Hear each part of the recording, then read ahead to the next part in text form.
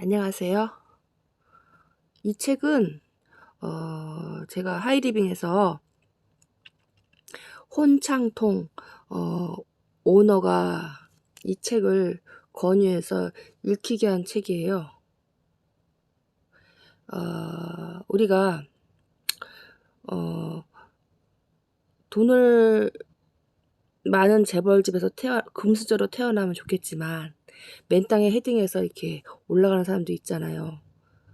근데 그 돈을 모으는 과정에서 그냥 돈만 모으는 게 아니라 이 혼창통 당신은 이 셋을 가졌는가, 이것이 없으면은, 이 정신 세계가 없으면은 돈이 잘 모이지도 않아요. 왜 지금 혼창통인가? 당신은 이 셋을 가졌는가? 혼이란 뭐냐면 큰 뜻, 꿈, 비전, 드림, 신념, 목적의식, 소명의식, 그런 것을 말하고, 창은 뭐냐? 소통하고 소통이 아니라 실행하고 향기가 있고 늘 새로워지려고 노력하는 거, 이게 창이고요. 통은 말 그대로 통하는 거, 소통, 상대방의 마음에 귀를 기울이고 상대방의 말에 귀를 기울이는 거, 차이를 인정하는 거, 저마다의 개성과 잠재력을 꽃피우는 즐거운 쉼터가 되게 하는 것은 리더의 역할이 있는데, 리더는 책을 읽혀야 돼요. 방향을 제시하기 때문에 3명의 벽돌공이 있습니다. 떼약볕에서 벽돌을 하고 있어요. 그래서 물어봤어요. 두 사람한테. 한 사람한테는 지금 당신 뭐 하고 있습니까? 그랬더니 그 중에 한 사람은 저는 아름다운 성을 쌓고 있습니다. 그랬습니다. 또 한 사람한테 물어봤더니 당신 뭐 하고 있습니까? 그냥 단순히 벽돌 쌓고 있는데요. 이런 거예요. 어떤 사람이 더 큰 그림을 그릴까요? 톨스토이의 참회록에 보면은 성공, 톨스토이는 결혼해서 행복했고 부유했고 성공했고 저한테 없는 게 다 있네요. 그럼에도 불구하고 모든 것이 무의미했다. 삶이, 사람이란 소중한 무언가를 믿기 때문에 사는 것이다. 그게 바로 혼이다. 모든 직원이 보다 큰 가치를 공유하고 자발적으로 문제의 해결을 주도하게 된다.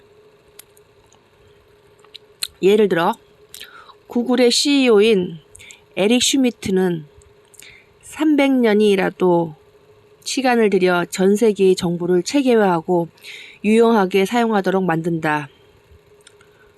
이렇게 거창한 모토를 가졌죠. 혼이에요. 리더란 조율의 폭, 어떤 상황에도 흔들리지 않고 항상성, 항심을 유지하는 것이 리더십의 요체다.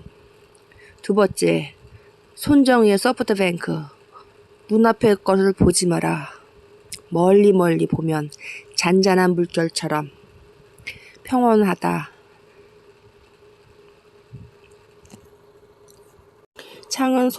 창은 실행하고 향기가 나고 늘 새로워지려고 노력하는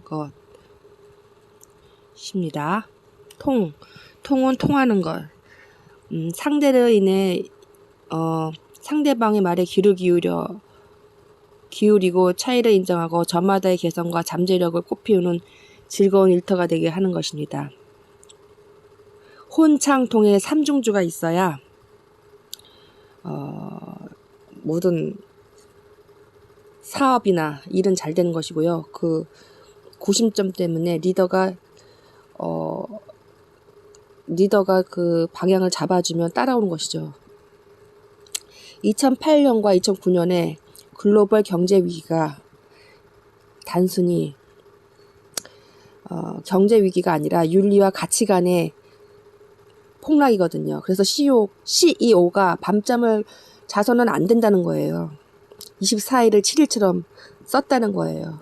경제 위기는 단순한 게 아니고, 글로벌 경제 위기는 윤리와 가치관의 붕괴인 거거든요. 지금 우리에게 혼창통이 필요한 이유는 무엇일까요? 혼창통은 어느 시대에도 공통적으로 통용되는 우리의 삶의 북극성이요 등대이다. 그러나 혼창통은 과거 어느 때보다 지금 이 시대에 더욱 절실히 요구된다. 왜 지금 혼창통이 절실한가?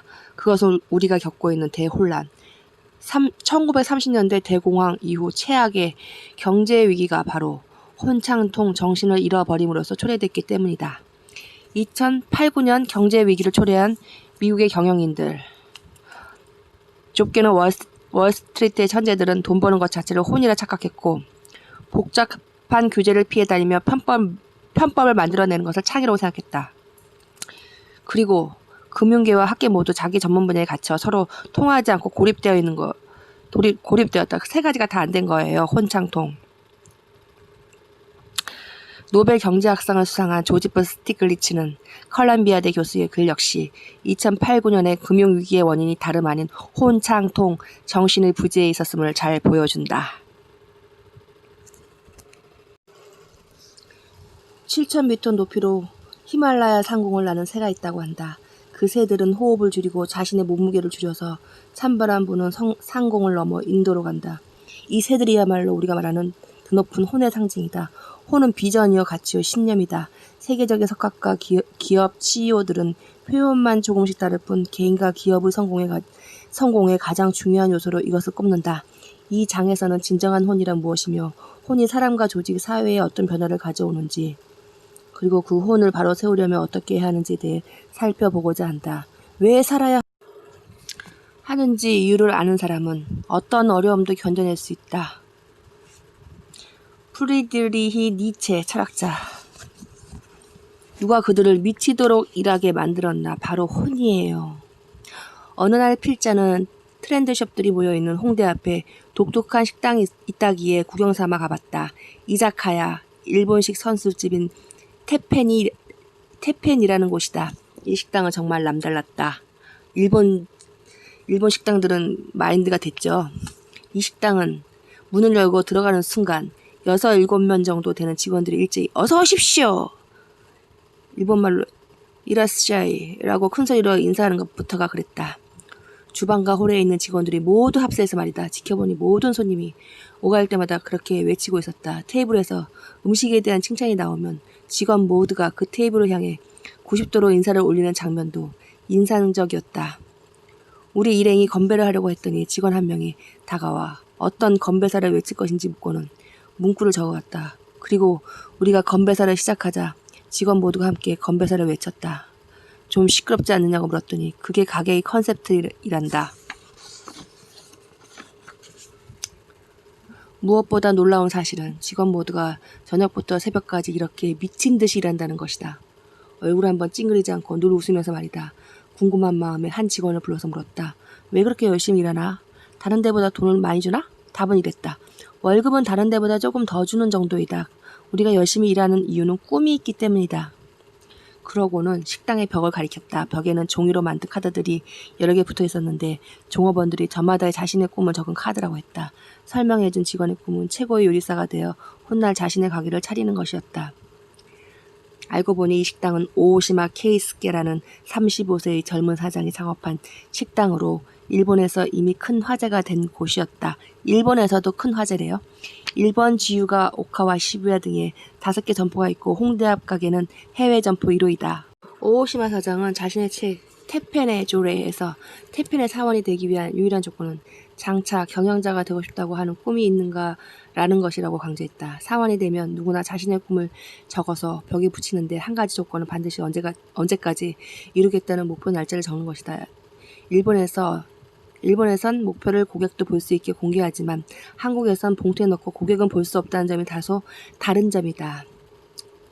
오오시마 사장은 테펜은 고객에게는 이자카야지만 종업원에게는 독립을 하기 위한 수련의 장이라고 설명한다.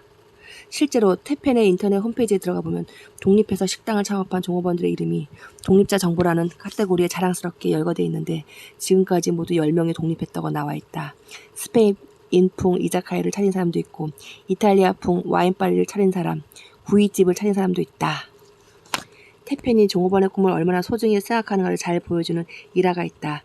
2005년의 일이다. 본점에 마소라는 직원이 있었다. 그 역시 꿈을 적어서 가계벽에 붙였는데 내용은 이러했다. 내 생일은 8월 6일에 내가 가장 좋아하는 태펜 점포를 내가 가장 좋아하는 고향 구아나에 오픈한다. 그러나 그 꿈을 실현시키기는 쉽지 않았다. 당시 태펜은 2호점인 시부야점을 오픈한 직후였고 마소가 디데이로 잡은 8월 6일까지는 4개월밖에 남지 않은 상황이었다. 생긴 지 3년이 안 된 식당이 이렇게 짧은 기간에 연속적으로 점포를 오픈하기엔 자금도 인력도 부족했다. 간부들이 이구동성으로 그때까지는 무리다 불가능하다라며 반대의 소리를 높였다. 모두의 반대에도 불구하고 마소는 포기하지 않았다. 누구보다 일찍 출근해 점포를 청소하고 가장 마지막까지 남아 잡물을 챙겼다. 하루도 빠짐없이 말이다. 그러자 모든 직원이 그의 열의를 인정하고 신뢰하게 되었다. 8월 6일에 고향에 점포를 내고 싶다는 마소의 꿈은 태펜의 멤버 전원이 공유하고 희망하는 모두의 꿈으로 변해버렸다. 부사장은 끝까지 반대했지만 그 또한 최후의 단계에서 생각을 바꾸게 되었다. 한 사람의 꿈도 이루어질 수 없다면 우리는 도대체 누구를 위해서 멤버들에게 꿈을 써서 붙이게 했을까? 무엇을 위해서 꿈을 갖는 것이 중요하다고 말해서 왔을까? 나도 그의 꿈이 이루어지게 하고 싶다. 오오시마 사장 역시 그 생각에 동의했다. 그래, 우리는 증명하지 않으면 안 돼. 태페는 자기가 내건 꿈이 이루어지는 곳이라는 것을. 그래서 그 사람의 열정에 의해서 열어줬대요. 부족하지만. 그래서 더 이상 꿈이 없냐 그랬더니 아니요 라고 대답했어요. 점포를 오픈하는 것 자체가 목적이 아닙니다. 내 고향 구아나의 거리를 활성화시키는 것이 꿈입니다. 그의 꿈은 보다 큰 데 있었고 그 차이가 행동의 차이, 결과의 차이를 낳았던 것이다. 그들은 이뤄야 할 꿈이 분명했고 그 꿈을 실현할 수 있다고 확고한 믿음도 있었다. 이 혼이 있으니까 식당이 잘 굴러가고 너무너무 열심히 인사도 하고 잘하죠. 혼은 사람을 움직이는 힘이다. 많은 리더들이 어떻게 하면 구성원들에게 동기를 부여해 스스로 일하게 만들 수 있을까라는 문제를 고민한다. 돈은 결코 정답이 아니다. 물론 누구나 돈이 필요하긴 하지만 돈으로 사람을 움직이는 데는 한계가 있는 법이다. 돈은 목적이 아니라 수단이다. 경영자라면 돈은 목적이 아니라 수단 혹은 결과이기 때문이다. 경영자란 이해 득실을 전부 버려도 포기해서는 안 되는 죽어도 지키고 싶은 무엇을 최소한 한 가지는 마음속 깊이 갖고 있어야 한다. 그것이 바로 철학이고 혼일 것이다. 혼은 사람을 움직이는 힘이다. 1990년대 말 많은 벤처 기업들이 등장했다가 얼마 지나지 않아 처참하게 쓰러졌다. 그 이유는 사실은 간단하다. 그들이 창업한 이유는 반드시 이 일을 하고 싶다는 열이나 숭고한 목적에 있지 않았고 대부분 오직 돈을 벌고 싶다는 욕심이 시작이었기 때문이다. 기업은 뭔가 어려운 때일수록 우리가 왜 존재하는지, 도대체 우리가 세상을 위해 뭘 하고 있는지를 끊임없이 되새겨야 한다. 존재의 이유가 분명해야 조직원들 사이에 위기를 돌파해야겠다는 강한 모멘텀이 생긴다. 지금 이 시대는요, 돈만 추구하거나 악한 의도이거나 하면요, 저번에도 말씀드렸지만 되는 시대가 아니에요. 하나님이 주셨다가도 1000억이고 다 걷어가신대요. 95%가 아니라 100% 다 걷어가신대요. 지금 시대가 그런 시대예요. 옛날에는 그렇지 않았는데 요새는 더 심하대요. 그게 정신이 숭고하지 않거나 순수하지 않으면은 대우도 봐요. 대우가 왜 무너졌을까요? 대우는요 잘 나갔었어요 그때 당시에. 근데 그 경제기획원장 금융감독위원장이 그때 거기 대우에 있었는데 그 사람을 섭섭하게 했어요. 그래가지고 그 사람이 나가서 대우를 망하게 한 거예요. 그러니까 한 사람을 섭섭하게 하면 안 되거든요. 그 사람이 어떻게 나한테 할지를 몰라요. 돈은 일하는 과정에서 저절로 생기는 부산물입니다. 지혜와 근면의 보답입니다. 저는 젊은 사람들에게 돈을 쫓아가지 말라고 얘기합니다. 자신의 수입이 얼마인지 따지는 시간에 어떻게 하면 창조적이고 혁신적으로 나갈 수 있을지를 생각하라고 말합니다. 맞습니다. 무엇보다도 크게 생각할 줄 알아야 합니다. 혼이란 숭고한 경영 철학이에요. 나로 인해 세상이 변했다는 의식을 심어라. 우리 시대 아이콘 51명의 이야기를 담은 책 위즈덤, 지혜란 뜻이에요.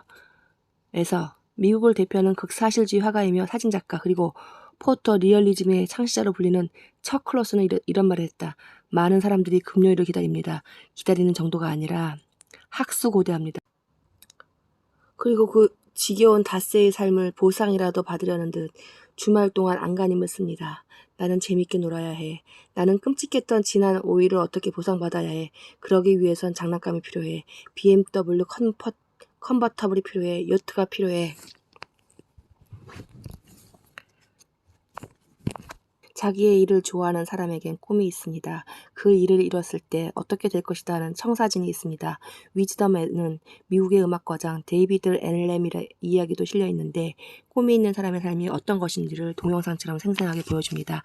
77의 나이에도 나는 밖에 무슨 일이 있어 집을 나설 때마다 아직도 가슴이 떨리도록 벅차오르는 감동을 느낍니다. 영어로 헛빛이죠. 헛빛. 심장 뛴다. 아직도 나에게 뭔가를 할 수 있는 이런 기회가 있다는 게 믿기지 않아요.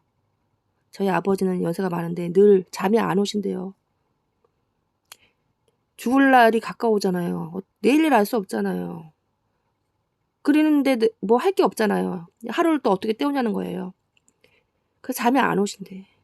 나에게 꿈이 있었다는 거. 그리고 아무리 내 상황이 어려워 보여도 모든 것이 불가능해 보여도 계속해서 노력하도록 용기를 북돋아주는 사람들이 평생 내 주변에 있었다는 것. 그것은 정말 행운이었습니다. 77세의 노인에게 아직도 가슴이 떨리도록 벅차오르는 감동을 주는 것. 그것이 바로 꿈이고 혼이다. 그는 어린아이였던 1937년 펜실베니아의 한 농가에 앉아 기차역을 지나가는 기차의 기적 소리를 들으며 상상했다. 나도 언젠가 기차를 타고 뉴욕이라는 그 마법의 도시에 가리라. 뉴욕에서 음악에 관련된 무엇인가를 하리라. 그리고 작곡가이자 호른 연주가로 성장한 그는 재즈와 민속음악, 에스닉 음악을 통합하는 혁신적인 시도로 거장의 반열에 올랐다. 저도 거장의 반열에 오르고 싶어요. 자아실현. 아직도 저는 못 이뤘어요. 아마도 그는 내가 왜 여기에 있는가라는 질문에 늘 웃으면서 좋아하기 때문이라고 자답했을 것이다. 일을 하는 첫 번째 조건은 뭐니 해도 자신이 좋아해야 한다는 것이다. 주말만 기다리지 말고 거기에 지금 하고 있는 일이 사회에도 필요한 일이고 자신밖에 할 수 없다면 크나큰 영광일 것이고 그 일을 하려는 동기는 배가 된다. 열정과 몰입의 법칙이라는 저서가 있어요. 열정과 몰입의 방법에서 사람들은 4가지 조건이 충족될 경우 미친 듯이 일을 한대요. 일에서 재미와 열정을 느끼게 된다고 설명한다. 첫 번째, 자신이 가치 있는 일을 하고 있다고 느낄 때. 두 번째, 그 일을 할 때 자신에게 선택권이 있다고 느낄 때. 세 번째, 저는 저번에 회사 다닐 때 선택권이 없었어요. 그냥 조리장이 가라면 가라는 대로 하기 싫어도 해야 되는 거예요. 기계의 부속품처럼.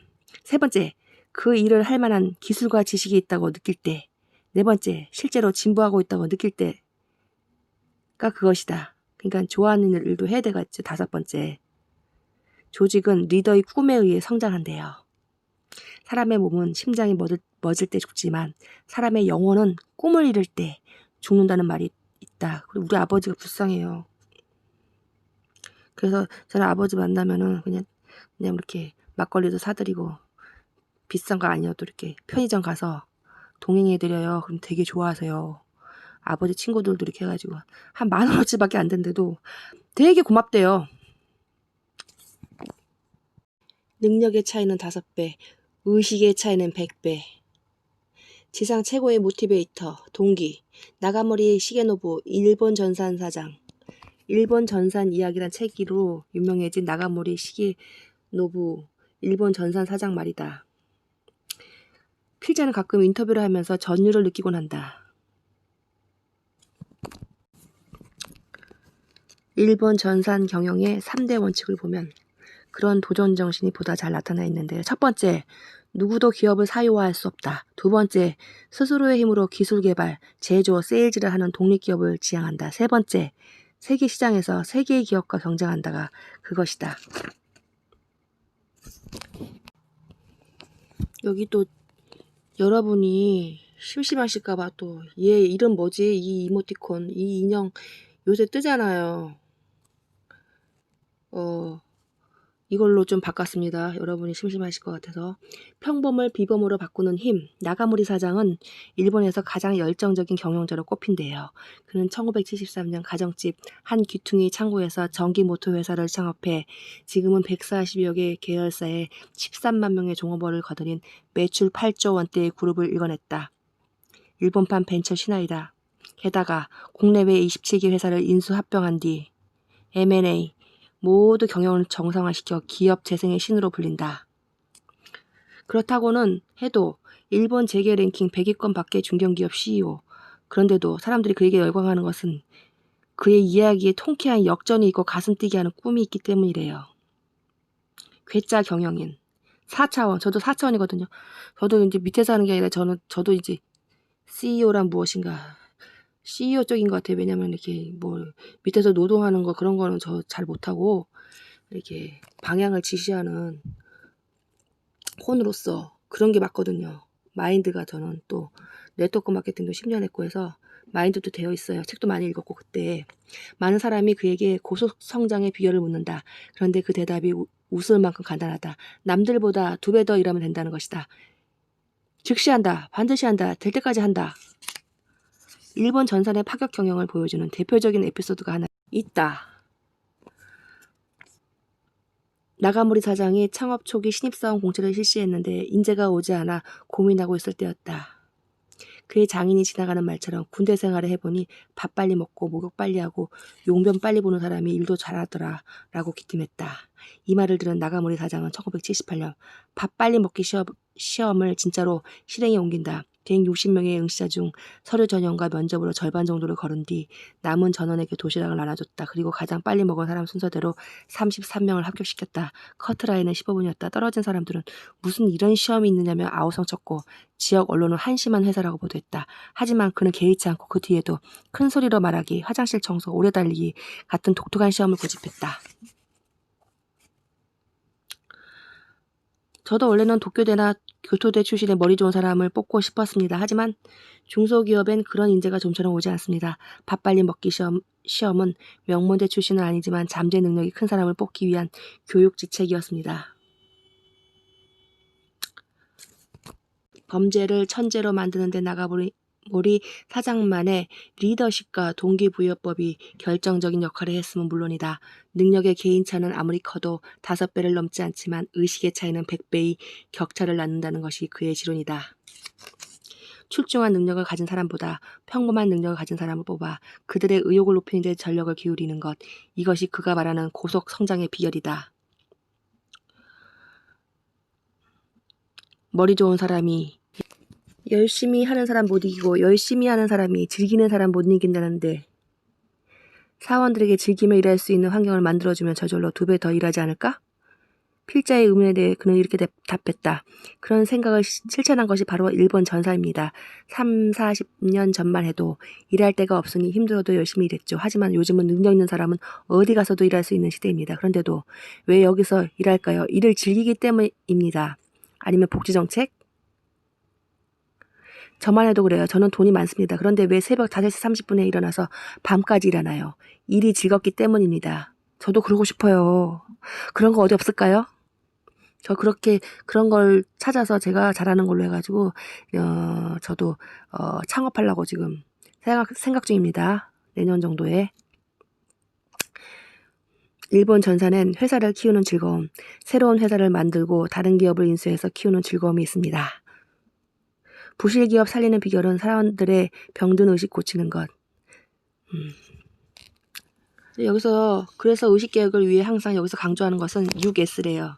6S란 무엇이냐? 정리, 정돈, 청결, 청소, 단정, 예의를 뜻하는 일본의 이니셜을 딴 것이래요.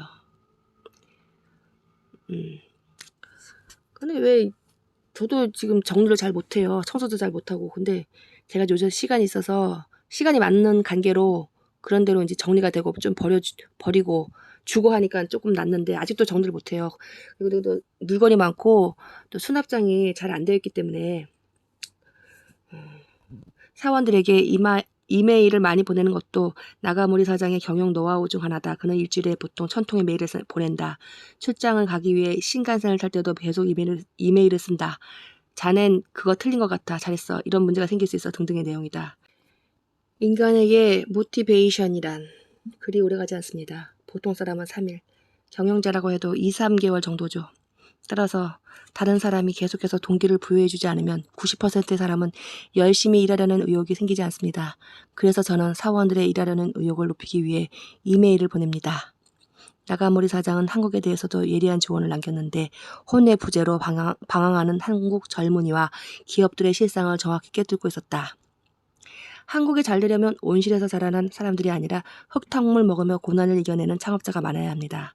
선택지가 많아야 하는데 한국엔 선택지가 극단적으로 좁아요. 저도 느껴요. 공부 열심히 해서 가는 데가 삼성, LG, 현대뿐이라면 세상이 재미없지 않아요? 대기업에 입사한 사람은 만족해도 대기업에 못 들어가는 젊은이는 희망이 없어요. 한국이 진짜 강해지려면 중소기업, 벤처기업도 대기업으로 클 수 있는 나라, 그래서 대기업에 못 들어가는 젊은이에게도 찬스를 준 나라가 돼야 합니다. 참고로 제가 혼창통 이 책은 옛날에 한번 봤는데 한 반은 기억나고 반은 기억이 안 나요. 근데 이 책을 가지고 싶더라고요. 요새 책값 비싼 거 아시잖아요. 그래서 가격을 보니까는 14,000원이에요. 이것도 요새 싼 건데 저는 이것을 3,000원에 샀어요. 당근마켓에서 그 비 오는 날 아침에 자전거로 뚫고 이 책을 사겠다고 가서 사온 거예요. 왜냐하면 여러분에게 리뷰하기 위해서. 요새는 그 책 기계에서 빌려오질 않아요. 저희 집에도 책이 많아요. 그건 또 빌려오는 거는 2주밖에 안 되니까 마음이 급해고 돌려줘야 된다는 강박관념. 이건 내 책이니까.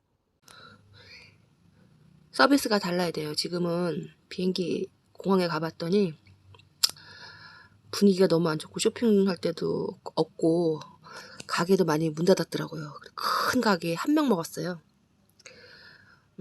그래서 이제 어떤 사람이 운전면허증도 없고 여권도 없고 다 잊어버린 거예요. 그래서 항공에다가 부탁을 했더니 직원들은 하나같이 윗분하고 이야기해보세요 라는 말만 되풀이했을 뿐이다. 블렌차드는 사우스웨스트 항공에 가서 똑같은 부탁을 해보았다. 그런데 반응이 180도 달랐다. 책을 보자마자 그러시군요. 1등석으로 모시겠습니다. 라고 환대한 것이다. 모든 직원들이 그를 극진히 대하며 보안 검색들을 통과할 때까지 기빈 대접을 해주었다. 이 항공사가 블렌차드요. 사우스 웨스트 항공, 사우스 웨스트 에어라인스. 이 항공사가 다른 항공사와 다를 수 있었던 이유는 창업자인 허브 갤러허가 모든 직원이 권한을 가지고 자율적인 판단을 통해 높은 수준의 고객 서비스를 제공한다는 비전을 실현하는 조직을 만들었기 때문이다. 매뉴얼로는 결코 이런 서비스를 창조할 수 없다. 무서울 정도로 명쾌한 디즈니의 철학. 짐 콜린스의 성공하는 기업들의 8가지 습관에 따르면 핵심은 기업 이념의 내용이 아니다. 문제는 기업 종사자들이 얼마나 그 이념을 깊이 믿고 있고 모든 면에서 그 이념이 얼마나 일관성 있게 살아있느냐 하는 것이다. 둘째, 다시 짐 콜린스의 표현을 빌린다면 오장육부 뼛속 깊은 곳에서 나온 것이냐라는 문제이다. 맥도널드는 햄버거를 만듭니다. 디즈니는 무엇을 만듭니까? 신입사원은 대답한다. 사람들에게 행복을 만들어줍니다. 디즈니의 연수교재에 이런 표현도 있다. 우리는 피곤해질 수는 있어도 결코 따분해져서는 안 됩니다. 정직한 미소를 지으십시오. 그것은 우리의 내면에서 우러나는 것입니다. 당신의 미소에 우리가 급여를 지급하고 있다는 사실을 기억하십시오. 그러니까 이제 저는 지금 돈을 벌기 위해서 직장생활을 했는데 그런 게 돈을 벌기 위해서 하는데 너무 힘들고 재미도 없고 힘들어요. 그런 일 말고 이제 내 재미있는 일, 내 사업을 하려고 생각합니다. 피곤해질 수도 없고 따분해질 수도 없는 거, 미소 지을 수 있는 재미있는 거, 그런 거요. 소비자를 감동시켜야 돼요. 소비자를 감동. 그럼 마인드도 굉장히 쿨해야 되고 작은 것에 연연하지 말아야 돼요. 멀리 바라보라는 거죠. 소비자한테 이익을 얻기 위해서 내가 이익을 얻기 위해서 소비자가 아무리 너무한다고 해도 그 사람을 감동시켜야 돼요. 그러면 그 주변에 사람이 200명이 있는데 그 사람을 끌고 오거든요. 그런 사실을 몰라요. 사람들이, 사업하는 사람들이. 영혼의 승부사는 누구도 당해낼 수 없다. 스티브 잡스 애플 CEO의 성취 비결. 스티브 잡스 얘기는 스티브 잡스만 한 책도 있거든요. 근데 이제 여기서 나오는데 다 아실 거예요. 애플. 지금 다 안 된다 그래도 이 사람은 승승장구하고 순이익도 18%나 증가했고 지난 10년간 최고의 CEO로 선정됐어요. 그는 완벽한 위인이나 성인과는 거리가 먼 인물이었다. 사실 그는 그야말로 결점투성이의 인간이었다. 잡스의 인생은 결점 많은 한 인간이 큰 꿈과 용기를 갖고 나아갔을 때 얼마나 큰 성취를 이룰 수 있는가를 잘 보여준다. 잡스의 삶은 출생부터 순탄하지 않았다는 거 아시죠? 그래서 양부모한테 자라게 됐고요.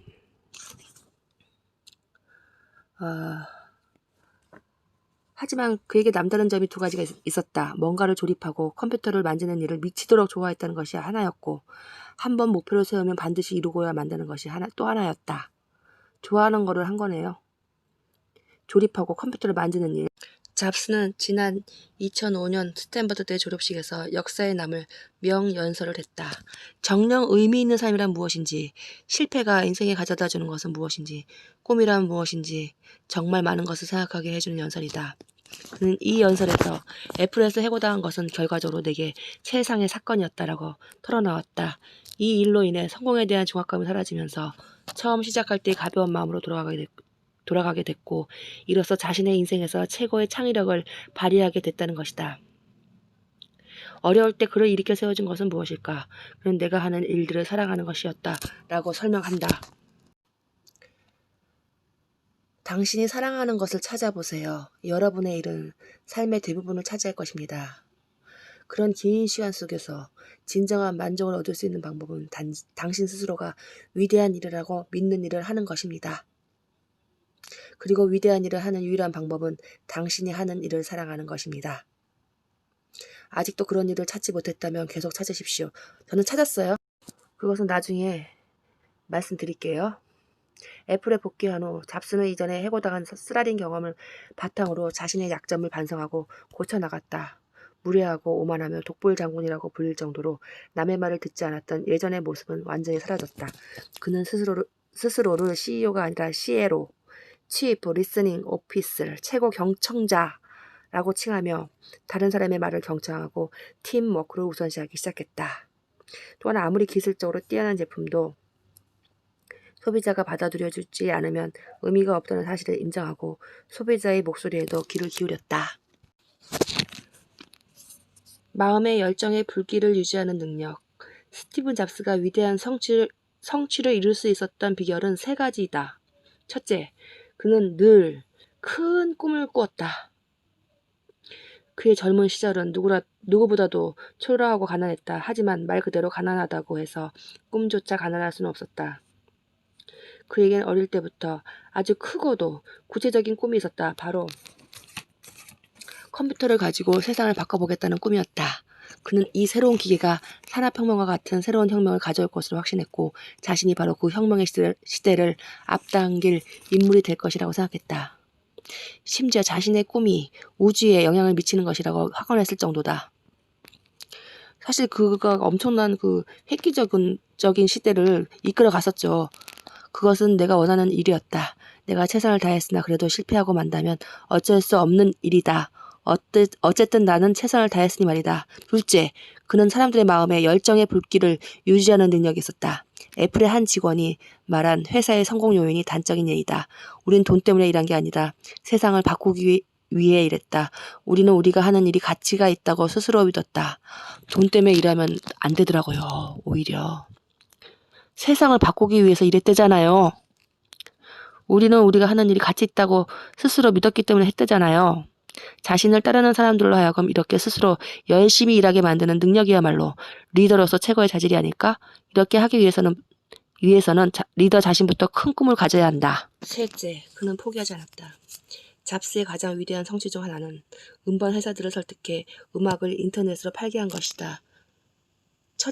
처음에는 콧대 높은 음반 회사들이 콧방귀도 끼지 않았다. 그러나 잡스의 강한 의지와 카리스마, 집중력에 결국 설득당하고야 만다. MP3 플레이어인 아이팟이 메가 히트를 칠 수 있었던 이유는 아이팟이 MP3죠.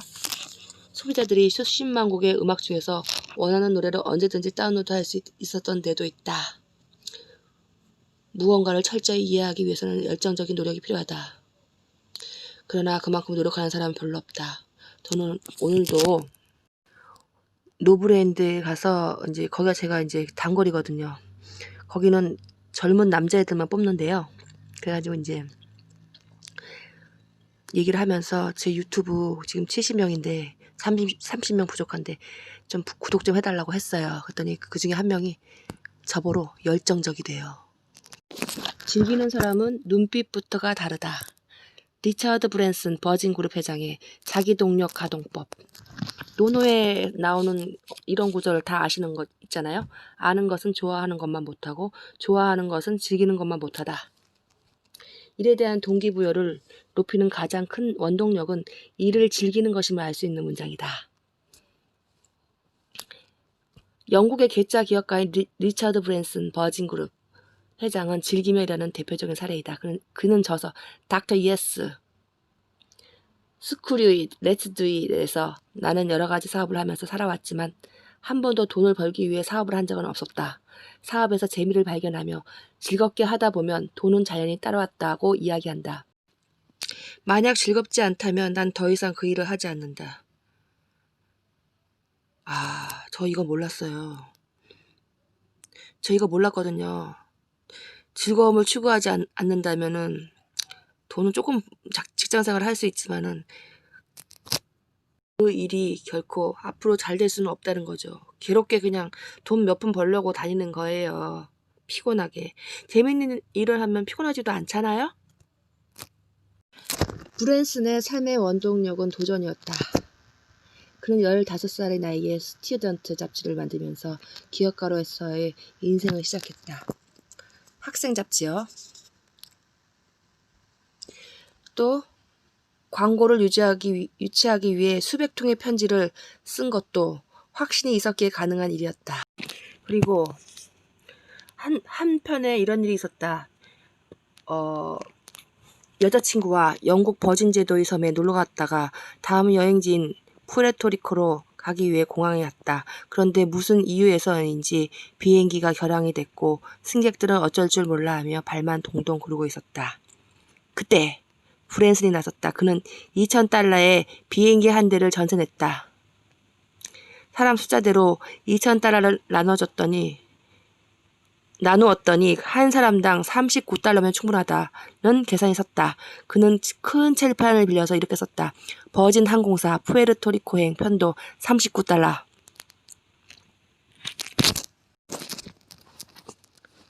이것이 오늘날 버진 그룹의 주력 사업인 버진 애틀랜틱 항공의 출발이었다. 휴가 중에 있었던 작은 에피소드로 남기지 않고 새로운 사업으로까지 연결해낸 것이다. 오늘날 버진 항공은 전 세계 30여 곳에 취항하는 세계적인 항공사로 명성을 떨치고 있다. 하지만 그는 여전히 새로운 도전을 주저하지 않는다. 지금은 우주 여행을 기획하고 있다. 2011년을 목표로 부유한 관광객을 우주 공간에 올리기 위해 고안된 우주선 스페이스십2 프로젝트가 그것이다. 이 우주선은 2009년 12월 7일 처음으로 일반에 공개됐다. 사람들이 이제 좀 쉬라고 했어요. 근데 그랬더니 당신들은 내가 얼마나 즐기며 살아왔는지 모를 거야. 나는 언제나 즐겁게 살았고 내일은 곧 즐거움이었지. 왜냐하면 재미야말로 처음부터 내가 하는 비즈니스의 핵심이었으니까. 그는 자신의 일을 싫어하는 사람에게 다음과 같이 조언했다. 그 일이 당신이 선택할 수 있는 유일한 대안인가? 주변을 둘러보라. 뭔가 다른 대안이 있을 것이다. 하기 싫은 일 말고 당신이 할 수 있는 다른 일들을 살펴보라. 좋아하지 않는 직장이지만 그래도 계속 남아 일해야만 하는 사람들에게는 이렇게 충고한다. 다른 사람들처럼 계속 불평하며 지나지 말길 바란다. 인생은 긍정적으로 바라보는 사람에게 문을 열어준다. 일을 하면서 만나게 되는 사람들과 함께 즐거움을 찾아야 한다. 그가 아니라면 그만두고 다른 걸 찾아보는 게 낫겠죠. 그리고 영화 감독 스티븐 스필버그가 조지 루카스와 영화 레이더스를 찍을 때 일이다. 이렇게 재밌게 일을 하면서 돈을 번다는 사실이 믿어지나요? 그리고 정주영 현대그룹 전 회장은 또 어떠한가? 빨리 내일 아침이 밝았으면 좋겠다. 오늘보다 신나는 일을 할 수 있으니까 출근을 할 때마다 소풍 가는 기분으로 갔더니 놀라울 따름이다. 일이 재미있어서 미칠 것만 같은 사람들을 타고난 워커홀릭이라고 합니다. 돈은 모래성이다. 민물이 오면 무너진다. 많은 사람이 작은 성공 때문에 스스로 무너져 버린다. 돈에 그리고 소비 유혹에 굴복하기 말기 때문이다. 그래서 그런 성공은 지속 가능하지 않다. 자신만을 위해 사는 사람, 나누지 않는 사람의 성공에 누가 관심을 기울일 것인가. 그러나 사람의 마음은 무너지지 않는다. 주변에 당신의 홍과 대의에 공감하고 당신의 나눔에 도움을 받는 사람이 많다면 설사 돈이 없어져도 기회는 늘 당신의 주변을 떠나지 않을 것이다. 기브 앤 테이크를 말하는 것이 아니다. 사람의 마음을 얻는 것에 대해 이야기하는 것이다. 1993년 테니스 선수 아서 애쉬가 잘못된 수혈로 인한 에이즈 감염으로 사망했을 때 소식을 전하던 뉴스 앵커는 끝내 눈물을 흘렸다. 빌 클린턴 전 대통령도 진정한 미국인의 영혼을 잃었다며 애도했다. 버지니아 주지사는 우리가 본받을 거인을 잃었다고 안타까움을 표했다. 왜 그들이 눈물을 흘렸을까? 진정한 영웅. 그 사람은요,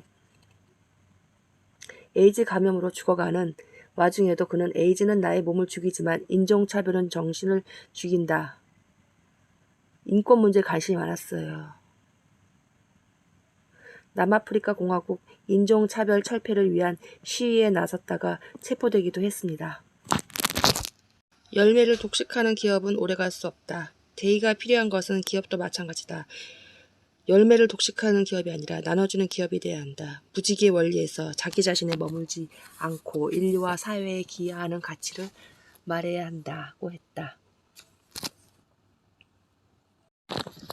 돈이 목적인 조직의 구성원은 언제든 더 많은 돈을 찾아 떠날 수 있다. 열매를 독식하는 기업은 단기적인 성장은 있으나 큰 성공을 할 수 없다. 자본주의의 실패. 경영의 초점을 주주에게 맞추는데 왜 주주가 받는 몫은 더 적어지는 걸까? 주가는 기업의 펀더멘털, 기업의 실제적 경쟁력보다는 미래에 대한 시장의 변덕스러운 기대와 상상에 의해 좌우되기 때문이라는 것이다. 결국 미래에 대한 주주들의 집단적인 예상이 주가를 형성한다. 근데 소비자 주도 자본주의는 미래에 대한 주주들의 변덕스러운 기대, 즉 주가에 신경 쓰지 않고 본연의 일과 실체가 있는 업무, 즉 소비자에게 초점을 맞춘다. 주주 자본주의의 옹호자인 잭 웰치 전 G2 회장의 재임 기간에 소비자 주도 자본주의를 지향했던 P&G 존슨앤존스의 주주 가치는 연복리 기준으로 각각 연 15.2%와 14.5%로 G2의 12.3%를 앞질렀다. 그러니까 또 삼성 같은 경우에는 주주 자본주의라서 막 외국인이 거의 다거든요. 그 주식 갖고 있는 사람이. 이익이 많이 나는 반도체 메모리 사업에만 집중해라. 분리해라 그랬는데 삼성이 따르지 않았어요. 그래가지고 그대로 따랐다면 디지털 TV와 LCD 모니터에 이어 전 품목 세계 1위를 목표로 내건 오늘날의 삼성 신화는 없었을 것이래요. 그러니까 소비자 주도 자본주의가 훨씬 좋다는 거예요. 주주의 말만 들으면 안 된다는 거죠. 제가 이 어려운 얘기를 왜 하냐면 영업의 마지막은 기업을 해가지고 자기의 분신을 만드는 거거든요. 내 혼자 일하는 게 아니라 여러 사람이 나를 위해 일하게 만드는 시스템. 제가 돈이 하나도 없었을 때 아버지한테 5만 원 빌려가지고 어떤 강의를 들었거든요. 근데 저한테 그게 큰 돈이었는데 그 사람이 굉장히 영업으로 성공한 사람이래요. 갔더니 그 사람이 뭐라고 자유롭게 말하는데 잘 모르겠지만은 영업의 마지막은 회사를 설립하는 거래요. 회사. 그거밖에 생각이 안 나요. 그러고 나서 그 나머지 있는 사람들한테 뭐 몇천만 원을 투자해라 해가지고 그러면은 뭐 강의를 더 들어주겠다는데 그거는 너무 심했던 것 같아요. 그리고 저는 5만 원도 힘들어 하니까 나눠서 내고 힘들어 하니까 저한테는 달라붙지 않았는데 그 끝나고 나서 5만 원 그 미끼로 뭐 2천만 원씩 이렇게 강의를 듣게끔 하는 게 있었는데 정말 그거는 좀 아니었다고 생각해요.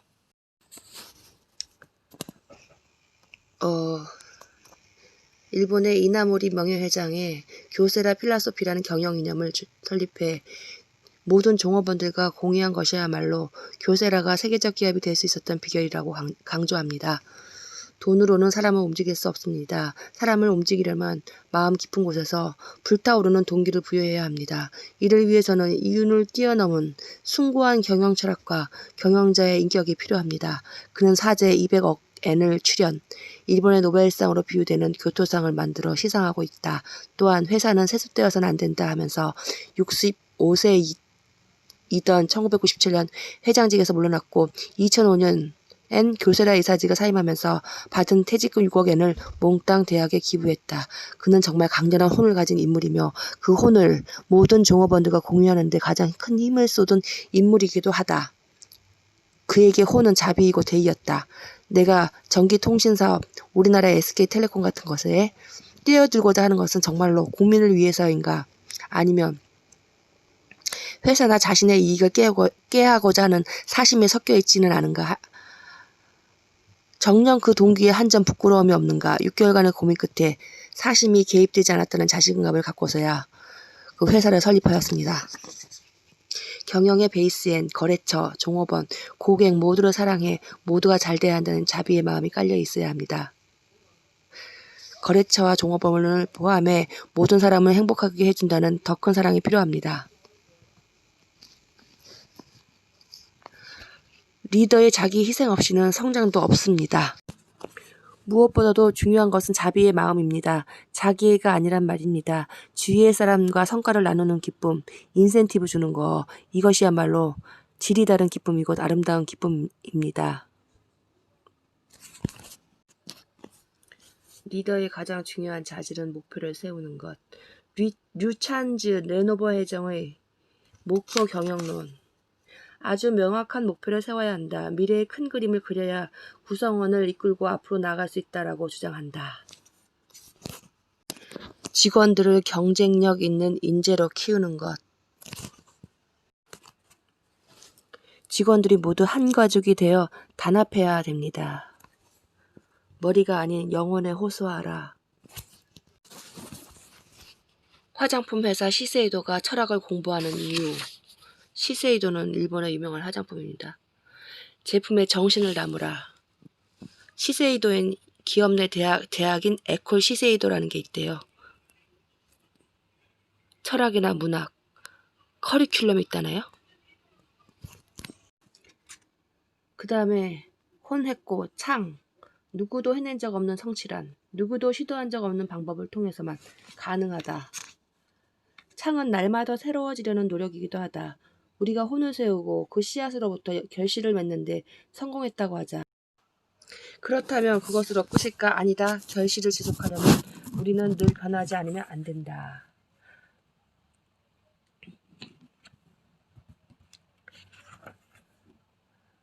꿈을 얻긴 1만 시간도 짧다.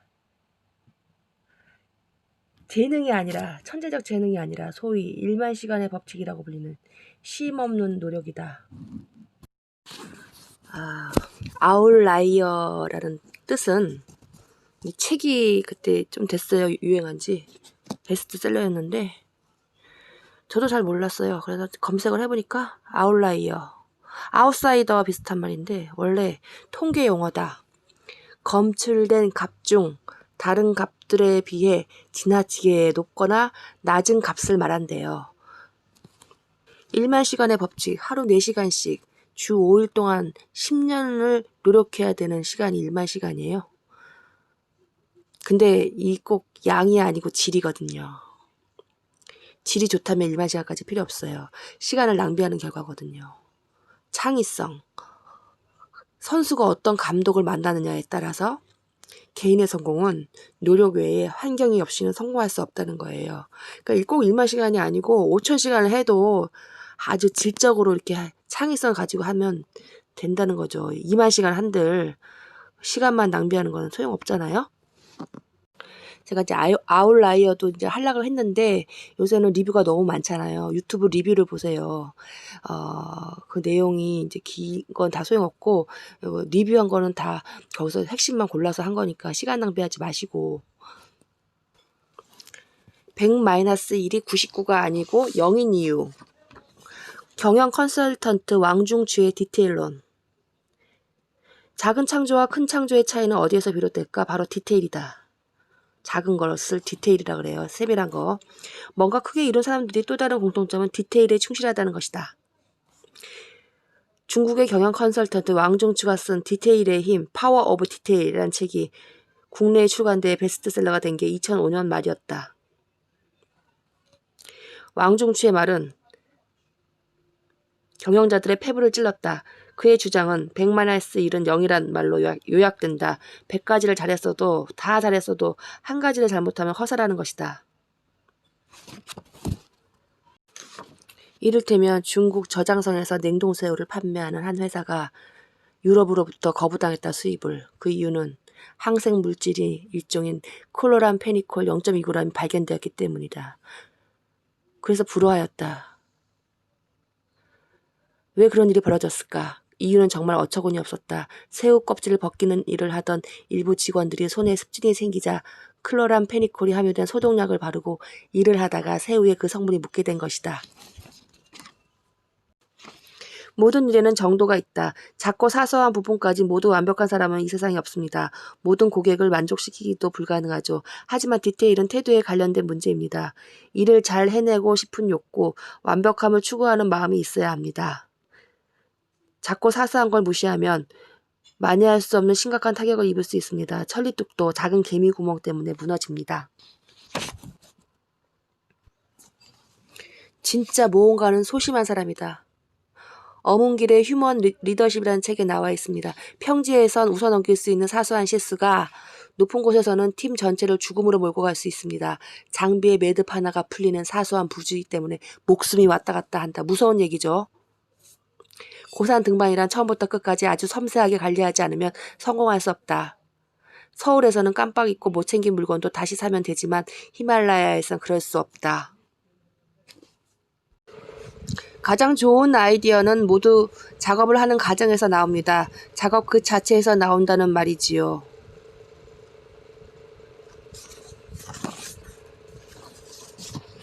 손이 진흙으로 더러워지는 것을 두려워하지 마라. 손이 진흙으로 더러워지는 것을 두려워하지 마라. 고인물은 썩는다. 썩지 않기 위해 개인과 조직 모두 항상 새로움을 추구해야 한다. 손이 진흙으로 더러워지는 것을 두려워하지 않고 진흙을 만져 새로운 무언가를 만들어내야 한다. 그렇다면 창의성은 어디에서 생겨나는 것일까? 5가지가 있는데 연결, 질문, 관찰, 실험, 네트워킹이 그것이다. 다른 꽃의 꽃가루로 꽃을 피워라. 연결. 스티브 잡스는 창조성이란 서로 다른 것들을 연결하는 것이라고 했다. 연결하는 것이 어떻게 창조일까요? 플러스가 되면 다른 게 나오나 봐요. 피아노 건반이 수동타자기를 낳았고 유원지의 놀이기구가 에스컬레이터로 발전한 것처럼 말이다. 14에서 16세기의 문예 부흥 운동인 르네상스를 낳은 것 역시 연결이었다. 중세 이탈리아의 권력과 부를 장악했던 메디치 가문은 르네상스의 발상지인 피렌체에 세상의 온갖 창의적인 사람들을 불러 모았다. 조각가와 과학자, 시인, 철학자, 화가, 건축가들이 모두 모였다. 그들이 모이고 서로 연결됨으로써 창조적 폭발, 크리에이티브 익스플로전, 즉 르네상스가 일어났다. 연결의 힘, 바로 메디치 효과이다. 어떻게 직원들에게 자유를 줄까 하는 것은 보면 천재를 키우기 위해서는 직원들에게 노는 시간을 줘야 한다. 금요일 오후나 월요일 점심 등 시간을 정해 뭔가 다른 경험을 해보도록 하는 거다.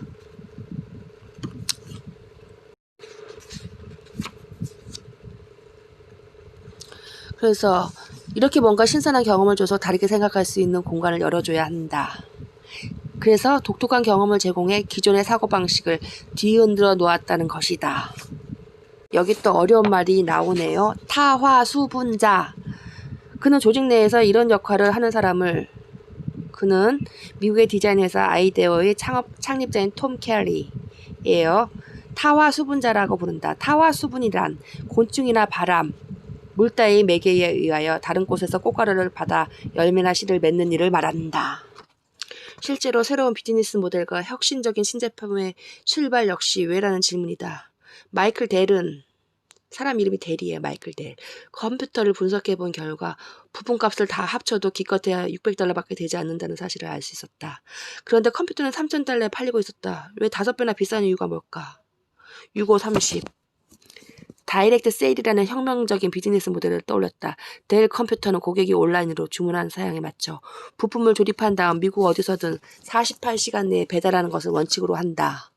덕분에 결코 저렴한 가격이 아님에도 불구하고 미국 시장에서 부동의 1위를 지키고 있다. 스웨덴의 이케아도 이케아 가고 있잖아요. 그것도 고객이 이거 조립해 주세요 하면은 이렇게 조립을 해준대요. 하버드 대학에서 화학을 공부했던 에드윈 랜드는 편광 기술을 이용한 여러 사업을 하고 있었다. 그런데 딸이 아빠 사진을 찍으면 왜 금세 볼 수 없어요? 해가지고 폴라로이드라는 브랜드의 즉석 카메라를 나오게 됐대요. 그래서 딸 때문에, 딸의 왜라는 질문 때문에. 그리고 껌은 그때 당시에 아주 옛날에 100원, 을에 100원인데 후라보노이드 성분과 녹차 추출물을 함유한 기능성 껌을 출시하니까 200원에 팔렸대요. 왜? 이런 것이 경쟁에 이긴다는 거죠. 레고는 또 스타워즈 시리즈를 내놔서 왜 어른은 레고의 고객이 될 수 없지 하면서 아이와 어른이 같이 조립할 수 있는 그런 걸 만들었대요. 또한 레고는 인터넷 해커들을 자기 편으로 끌어들인 일화로도 유명하다. 소비자들이 경쟁적으로 프로그램을 업그레이드 시키는 과정에서 성능에 엄청난 혁신이 일어났다. 예전에는 단순 동작만 가능했는데 이후에는 계단 오르기 등 복잡한 동작도 가능하게 됐다. 그래서 돈 한 푼 받지 않고 레고 대사를 임명해서 레고 디자이너는 일반 소비자 디자이너는 인원은 12만 명이 되고 제품 진짜 레고에 고용된 제품 디자이너는 고작 120명 정도래요. 고객의 참신한 아이디어가 우리가 당신의 아이디어를 소중하게 다루고 있습니다. 메시지를 주게 되는 것이다. 고객의 충성도 높이는 일석이조의 효과다. 또 아이폰의 최대 강점은 10만여 개의 응용 프로그램을 이용할 수 있다는 점이다. 애플의 온라인 장터인 앱스토어에서 구매할 수 있는데 누적 다운로드 수가 20억 건을 넘는데요. 아이폰의 다양한 응용 프로그램에 많은 것은 개발자가 자기만의 프로그램을 개발해서 판매할 수 있대요. 애플이 문호를 개방했기 때문이다. 아이폰의 기능을 최대한 활용하기 위해서 대중의 힘을 빌리겠다는 의도였다. 요새는 앱을 이렇게 무료로 만드는 게 또 있어요. 만드는 앱인가? 그게 저도 지금 다운받아 놨거든요. 평생 무료. 돈 안 줘요. 인도 최대 재벌인 라탄 타타가 초저가 자동차 나노를 내놓게 된 배경에도 세심한 관찰이 있었다. 2003년의 일이다. 비 오는 날 인도 뭄바이에서 4명의 가족이 스쿠터 한 대에 아슬아슬하게 매달려 가고 있었다. 아빠는 운전하고 큰아이는 아빠 앞에 앉아 있었고 그리고 뒤에 앉은 엄마는 작은 아이를 안고 있었다. 그 모습을 지켜보던 타타는 누가 떨어지지는 않을까 조마조마했다. 충격을 받은 그는 얼마 뒤 서민도 살 수 있는 4인승 국민차 개발에 들어간다. 그리고 2008년 200만 원대의 세계 최저가 자동차 나노가 첫 선을 보이게 된다. 우리나라도 이렇게 싼 차가 없어요. 제일 싼 차도 1,000만 원이 넘어요. 그리고 제가 노브랜드 팬인데 노브랜드는 브랜드가 없지만은 품질이 좋은 거예요. 가보면 다른 한 생활비를 반 정도 아낄 수 있거든요. 거기는 이게 칼 제가 써본 거지 칼 안 써본 게 별로 없어요. 칼 이렇게 큰 거 있잖아요. 중국인들이 쓰는 칼도 9,000원밖에 안 하는데 너무 잘 들어요. 저 이마트에서 10,000원씩 하면 쿠폰 하나 주고 50장 모은 거 있잖아요. 그거 하면 주는 칼 그거는 들지도 않아요. 겉에는 외국 사람이 그려져 있지만은 메이드 인 차이나 같은 메이드 인 차이나지만은 정말 가격 싸고 잘 들어요. 칼을 안 갈아도 잘 들어요. 그리고 현대카드는 늦게 시장에 들어왔지만은 보기 드물게 성공 사례한 것이 외국에 가서 마케팅의 천재들을 벤치마킹 했다는 거예요. 그러니까 외국은 아무래도 선진국은 우리보다는 훨씬 낫잖아요. 그래서 거기 가면은 배울 게 있다는 거죠. 아이디어를. 이 외국에 돈 들여서 비행기표만 마련해서 가볼만 해요. 근데 비행기표만 있으면 되는 게 아니라 온갖 잡비가 많이 들어가죠. 제가 지금 유튜브를 올리는 거는 제가 지금 쉬고 있는데 책이라도 읽어야 하겠기에 올리는 것입니다. 제가 며칠 전에 인천공항을 갔다 왔어요. 여기서 전철로 가면 4,950원 환승하고 이러면은 뭐 버스는 한 3배 정도? 택시는 요새 비싸서 타지도 못해요. 근데 가니까는 큰 식당에 저 한 사람 밥 먹었어요. 한 100평 식당, 100평인가 200평 식당에. 그리고 짜장면집은 문 닫았고 볼 것도 하나도 없어요. 우리가 좋아하는 여자들이 좋아하는 올리브 영이라든가 그런 것도 없고 옛날에는 전통문화 체험관이라 그래서 공항 방문객들이 연이나 매듭, 한지, 부채를 만드는 방법을 배우고 직접 체험하는 코너도 있었대요. 만일 만질 수 없는 것이라면 그것은 진짜가 아니다. 오감을 만족시키고 와우 이런 소리가 나올 때까지 실험을 해야 된다는 거예요. 이 책의 내용이 너무 많아서 제가 지금 요약을 하고 써머리만 하는데도 아닌 것도 넘어가고 하는데도 양이 너무 많네요. 말할 게 너무 많고 두 편으로 나눠야겠어요. 자신을 색다른 경험에 노출시켜라. 네트워킹. 창의적인 사람들은 하는 일과 생각, 의견이 다른 사람들과 만나려고 노력한다. 요즘 우리나라 CEO들이 조찬 모임이나 최고 경영자 과정, 각종 세미나, 컨퍼런스 등을 통해 다양한 경험을 쌓으려고 하는 것은 매우 고무적인 일이 아닐 수 없다. 그들은 강의실에서 벗어나 할리 데이비슨 모터사이클을 타며 마니아 문화를 체험하고 서울 신사동 가로수길을 탐방하며 젊은이들이 사는 방식을 직접 느껴보기도 한다. 제가 미국의 뉴저지인가 컵밥 그 사람에 대해서 들었는데 그 사람 원래 미국에 갔을 때 그냥 이렇게 춤추는 사람이에요. 근데 전혀 관계없는 컵밥을 하는 거예요. 왜 여기는 관찰을 했죠.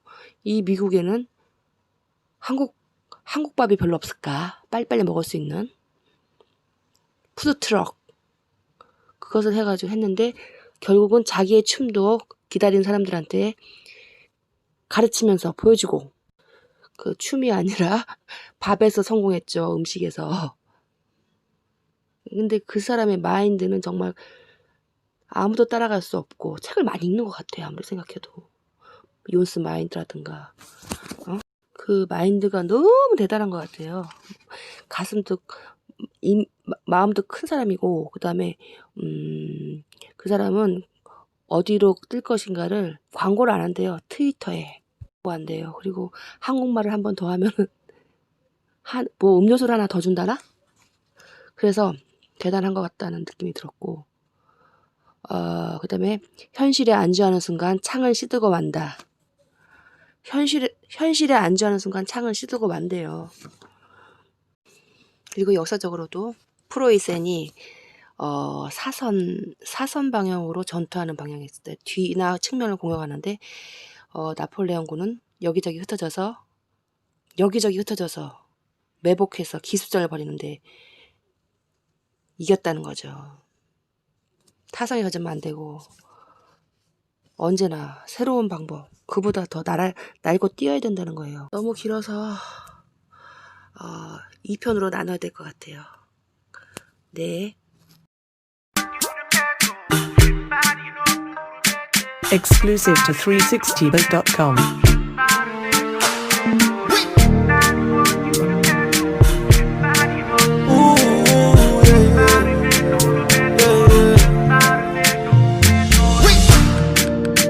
My doctor say my girl dey on top your body, yo.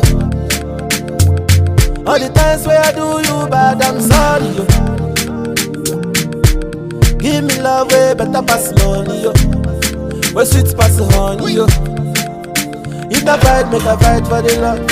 If I grace, make a grace for the love. Don't want no complication. This is a situation. If I grace, make a grace for the love. If I fight, I go fight.